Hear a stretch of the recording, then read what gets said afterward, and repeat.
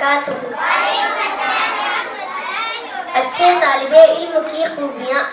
ایک اچھا طالب علم صبح سویرے جلد اٹھتا ہے اور ہاتھ منہ دھو کر وضو کرتا ہے، پھر جماعت سے نماز ادا کرتا ہے، نماز کے بعد قرآن کی تلاوت کرتا ہے، پھر اپنا سبق یاد کر کے ناشتہ کر کے اسکول کو روانہ ہوتا ہے، راستے میں کسی قسم کی شرارت نہیں کرتا، وقت پر اسکول آ کر اسمبلی میں کبھی پہنچتا ہے، پھر کلاس میں منظم طریقے سے بیٹھتا ہے اور استاد کی بتائی ہوئی باتوں کو غور سے سنتا ہے اور ادب سے سوالات کرتا ہے، پھر اسکول ختم ہوتے ہی گھر آ کر ہوم ورک کی تکمیل کرتا ہے، اپنے ساتھیوں کے ساتھ کھیلتا ہے، کسی سے لڑائی جھگڑا نہیں کرتا، پھر مغرب ہوتے ہی پڑھائی کے لیے بیٹھ جاتا ہے، وقت پر سو جاتا ہے۔ شکریہ۔ السلام علیکم ورحمۃ اللہ۔